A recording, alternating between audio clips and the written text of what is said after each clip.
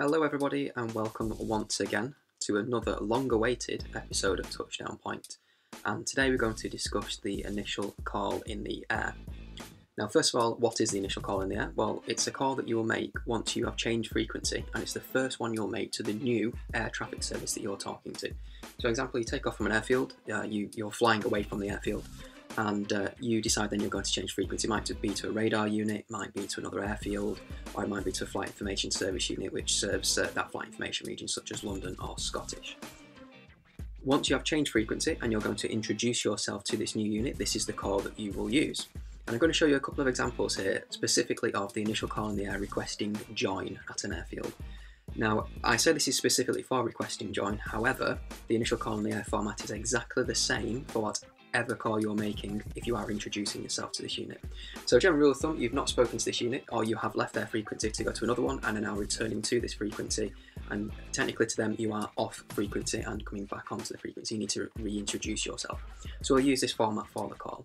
I'll put the format for the call up on the screen very shortly, but I just want to discuss a couple of things first, and mainly the common mistakes that people make when doing this call, and also when you don't actually have to do this call. For example, when you are already on frequency, if you're requesting join, if you're on receipt of a basic service, for example, or you've taken off from the airfield, you've been out in the local area for a few minutes and then you're coming back into the airfield and you want to re-enter the ATZ.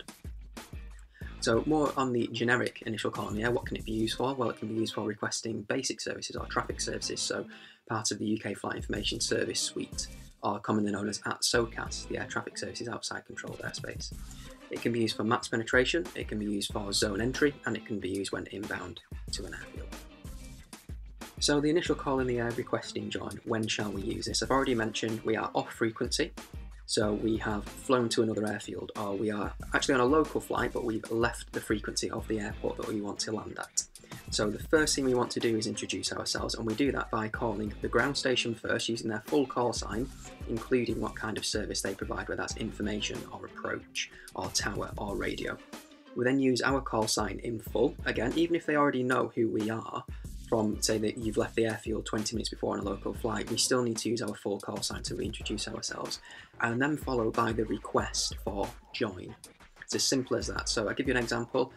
Slate Radio, Golf Alpha Bravo Charlie Delta, request join. Or Blackpool Approach, Golf Alpha Bravo Charlie Delta, request join. At that point, we stop transmitting and we wait for the air traffic service unit to say, pass your message. We're waiting for those 3 words, pass your message. And at that point, we will give the reply, which I've now put up on the screen in front for you now. So you'll be able to see the format of the reply. And a good way to remember the reply is using the term ADPAR. So A stands for aircraft call sign and aircraft type. And then D and D stands for departure point and destination. The P stands for position, A stands for altitude, and the further A stands for additional details. If you use this format and you stick to that format and give the air traffic service units all the information that they need, they won't ask you any questions. And I get quite a lot of feedback from people saying, I don't like talking to air traffic because they ask me too many questions. And my reply is always the same. They're probably asking you a question because you haven't given them the information that they require. And this is the format in which we will give that information.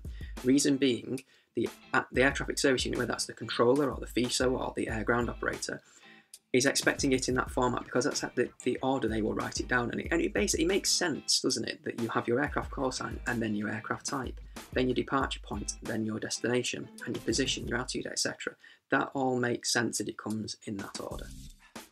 So we're going to explore now some of the common mistakes that we hear when people make the initial call in the air. And the first one is not putting the request on the initial part of their call. So we get, some people will call us up and say, Barton information, Golf Alpha Bravo Charlie Delta. And they're waiting for us at that point to say, pass your message. Unfortunately, we don't know what that aircraft wants, so we're kind of in limbo about where we put that flight progress strip. As I mentioned, every single flight has a flight progress strip. So whenever you call an air traffic service unit, the controller or the FISO or the air ground operator is writing down your call sign on a piece of paper which goes in a plastic strip holder, and it moves around on a strip board. And they're waiting to populate the certain areas on that strip with things like your aircraft type and your departure point, your destination and your position, things like that, as we've mentioned. But of course, they lie on different places on the board depending on what you request. If you say request join, the strip goes straight into the inbound bay. If you say request basic service, it goes straight into the local bay or the basic service area. If you don't mention any of that, the strip is kind of in limbo at that point and sat in a blank area off the strip board while the controller writes down the information. If it's in the correct place because they know you want join, what they're doing is they're writing down the information and you're giving your position. They're looking at what other aircraft in the inbound bay and also in the local bay may be affecting you, or that they could give traffic information on that may be a safety issue. If the strip isn't in those bays, the controller's eyes, or the FISO's eyes, aren't able to see the other strips because it's on a completely separate part of the board, so it's compromising their ability to give you traffic information. So we always want to put that request on the initial call, the first part of the initial call, and then wait for pass your message, which brings me on to the second common mistake, and that's when people don't wait for that phrase, pass your message. And it does happen. Somebody will come onto the frequency and they'll say, Barton information, Golf Alpha Bravo Charlie Delta is a Cessna 150 from such and such a place to Barton, and they give all the information. Unfortunately, at that point, we're either on a different radio talking to a ground vehicle, which are on UHF frequency rather than VHF, or we're on the phone to Manchester, or on the phone to Liverpool, coordinating a Helimed transit or a commercial helicopter looking to go into the control zone, and we don't get all the information on that call. Of course, if that was a Mayday call, we'd stop the call straight away. We'd stop the phone call straight away, or we'd stop the call to the vehicle straight away and go back to that. Unfortunately, it's not always possible for us to hear all the information if the pilot doesn't wait for us to say, pass your message. So what ends up happening there is we go back to the pilot 10 seconds later and say, station calling, say again. And they have to give all that information again. Whereas if they just said, request join, we can say, stand by.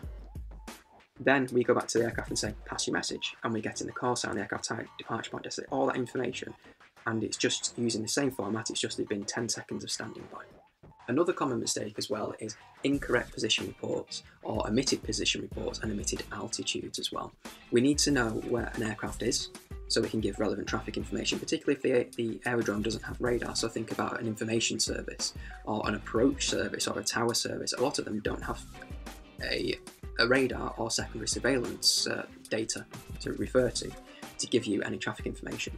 So accurate position reports improves everybody's safety, because then further traffic that may be departing or inbound to the airfield is getting told about you accurately. We do sometimes get, unfortunately, and I say we, this is not just isolated to the airfield I work at, but a lot of airfields, because I fly around the UK and I do hear it a lot of places, people reporting a beam somewhere. So if I give an example now, I'm going to say I am a beam, Swinton interchange. Just think in your head, where am I? And of course the answer is, you don't know, because where's a beam Swinton interchange? We're always a beam. So by how many miles and which direction are you a beam Swinton interchange? And we want to avoid using the word a beam altogether. We want to say 6 miles west of Swinton interchange, 2 miles south of Swinton interchange, 4 miles northeast of Swinton interchange. We don't want to just say a beam Swinton interchange or west a beam, because there's no sort of quantitative measurement there, how many miles. Another common mistake is omitting the altitude, like I mentioned. Lateral position reports are very important, but also vertical position reports are. If you're in an area of airspace where an aircraft could be flying at 500 feet or 5,000 feet, and you say you are over a certain time, let's say Telford, for example. I don't know what the airspace is around Telford, but let's just say you say you're overhead Telford. If another aircraft's overhead Telford, but they're at 3,000 feet, are they separated from you? Are you at 1,000 feet? Are you at 5,000 feet? Are you at 3,000 feet on a collision course with them? If you say overhead Telford at altitude 1,500 feet, and the aircraft that's also overhead Telford is at 3,000 feet, they know you're 1,500 feet below them, and they can look down for you. They can actually look out of the aircraft in the direction which you are. If you don't give a level, then the pilot's head is spinning around up and down, and they're trying to find you because they don't know how vertically separated they are, and that's just as important as lateral separation. So I'm going to show you an example on the screen now of an initial call in the air, and this is a flight that I did from Leeds East to Barton.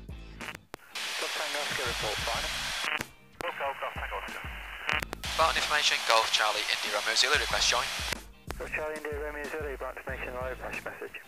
Golf Charlie India Romeo Zulu, Icarus Microlight, Leeds East to Barton, 4 miles northeast of Barton, altitude 1,800 feet.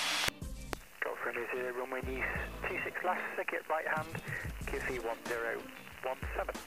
Runway 26 left, circuit right hand, QFE 1017. Golf Romeo Zulu. Golf Romeo Zulu, traffic is a Eurostar, reported 6 miles north inbound at minute 46. Traffic in sight, Golf Romeo Zulu. So you can see there an example of the initial call in the air stuck to the format. Now I've come off another frequency before I was talking to Barton, so I was listening out on Manchester before that. I'd been to another airfield, been away for a couple of hours, coming back in, and this is the first time Barton's heard from me for quite a while. So I need to do the initial call in the air because I have left their frequency. So it was extremely busy. There were lots of aircraft in the circuit at the time, lots of aircraft inbound and outbound, so I was very conscious to get that call correct and give them all the information they needed. And of course, every other aircraft, there could be 20, 30, 40 other aircraft on the frequency, they've all heard my call, they've heard my accurate position report, they've heard my accurate level report, and now they also know, because I've told them what aircraft type I am, what to look out for, and also what position I'm in. So an aircraft out over the Reebok, or out over towards the northwest, knows that I'm not going to be an issue for them because I'm approaching from the northeast. So like I said, sticking to that format allowed the air traffic service unit to get all the information they needed, and they just came back with the runway in use, the circuit direction, and the QFE. They're the three things they're going to come back with. Local procedures may say they come back with something different, so for example, they may come back with a squawk code, and of course if it's a flight information service, they're just going to give me the airfield information, and it's up to me then to stick to the published procedure of joining the circuit. And of course, we always want to do an overhead join unless it's very, very quiet, and we will tell the air traffic service unit if we want to join any differently. That's only to flight information service though, because of course they don't control us in the air. If it's full air traffic control, they will tell us how to join, so they'll tell us to join overhead runway 26 left, or they'll tell us to join final or join right base. But of course, again, that's down to local procedures, and that's down to looking at the published procedures in the AIP for the specific airfield.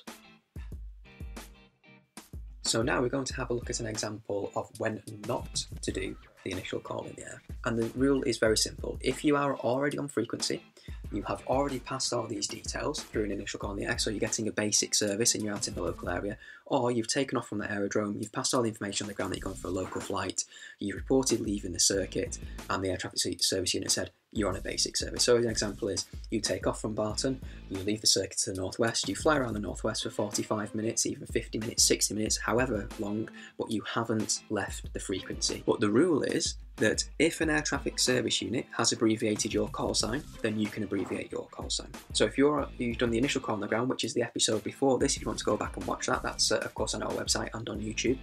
You'll see that I pass information. I'm going for a local flight. They know what my aircraft type is, they know how many people on board, and I've told them I'm leaving the circuit to northwest. So they don't need to know my departure point and destination because I've not left the frequency. Also, we don't need to say the ground station call sign again, because once you've established two-way communication with the ground station, whether that's Blackpool Tower, Blackpool Approach, Kemble information, Slate Radio, Barton information, you don't need to say it again if you've established two-way communication, and it won't be confusing. So in this example, it won't be confusing because I'm already in two-way communication with Barton. They don't need my departure point, they don't need my destination, they don't need my aircraft type. So what do they need? Well, they need my position, they need my level, and they need my request. That's it. So I'm out on the local area. The flight progress strip for my aircraft in the tower is in the local bay. There's been a note made on that I left the circuit to the northeast at minute 52, for example. And that's how they were able to pass the traffic information to the aircraft.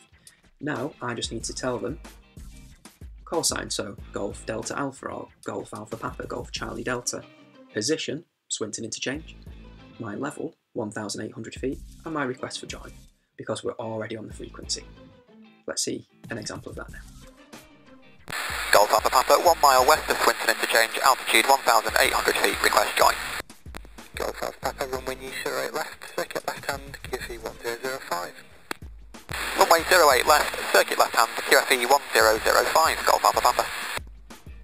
And there you have it, the initial call in the air requesting join. We will have more videos coming soon of more initial calls in the air, so when we're requesting things like a basic service or a traffic service, mass penetration, zone entry, those kind of things. So we'll be showing you examples of those. But what you will notice throughout that series is the format of the call never changes. It never changes what airfield you go to, it never changes where you are in the UK, and it never changes what you're asking for. Of course, if you have any questions, then please let us know, either in the comments below, on our Facebook page or on our Twitter page. A big thanks to Main Air Flying School at Barton for letting us use their aircraft, and a big thanks to Oliver for being my passenger, and of course Reggie for being my passenger as well. And of course a big thanks goes out to City Airport Manchester Barton as well.